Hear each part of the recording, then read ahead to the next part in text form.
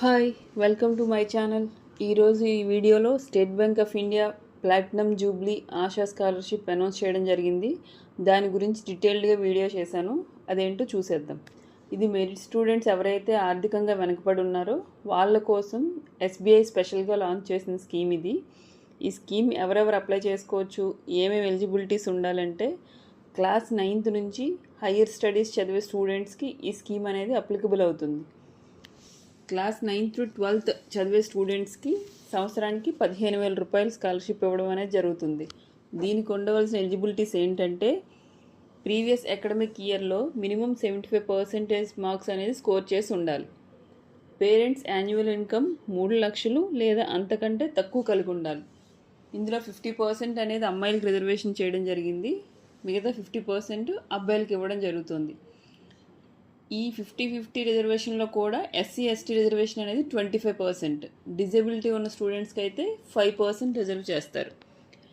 ఈ అర్హతలన్నీ మీలో ఉంటే ఇది అప్లై చేయాలంటే మీకు ఉండాల్సినవి లేటెస్ట్ ఇయర్ మార్క్ షీట్ ఉండాలి, Aadhaar card, parents income certificate, మీ study certificate, state bank account passbook, ఒక పాస్పోర్ట్ సైజ్ ఫోటో.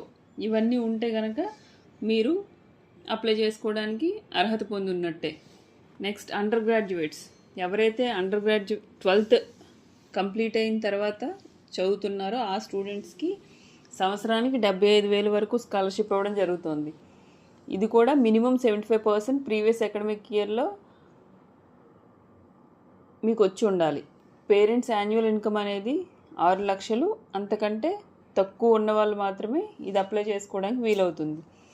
దీనికి అప్లై చేయడానికి మీ దగ్గర కావాల్సిన documents class 12th latest mark sheet ఉండాలి, Aadhaar card, parents income certificate, మీరు ఏ కాలేజీలోనైతే చదువుతున్నారో ఆ కాలేజ్ అడ్మిషన్ లెటరు, మీరు ఫీ పే చేసినటువంటి fee receipt, state bank account passbook and ఒక పాస్పోర్ట్ సైజ్ ఫోటో ఉంటే దీనికి మీరు అప్లై చేసుకోవచ్చు.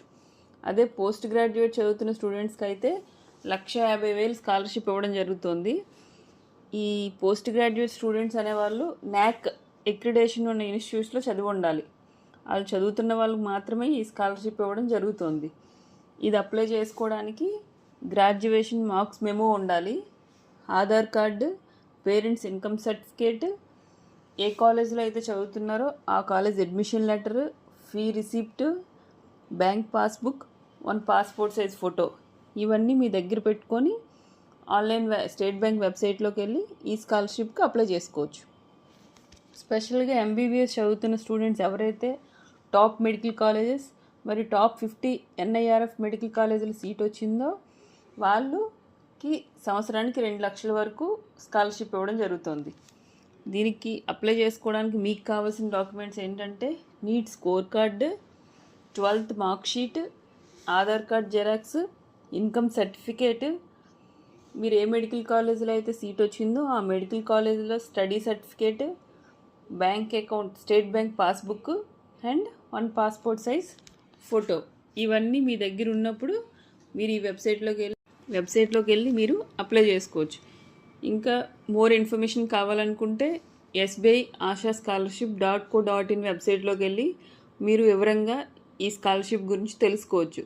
లాస్ట్ డేట్ అనేది September 4, 2026 వరకు ఇవ్వడం జరిగింది కనుక ఆలస్యం చేయకుండా మీకు ఎలిజిబిలిటీ ఉంటే కనుక వెంటనే అప్లై చేసుకోండి, వచ్చే అవకాశాన్ని సద్వినియోగం చేసుకోండి. వీడియో నచ్చింది కదా, మరి ఇంకెందుకు ఆలస్యం, లైక్ చేయండి, షేర్ చేయండి, ఛానల్ సబ్స్క్రైబ్ కూడా చేసుకోండి.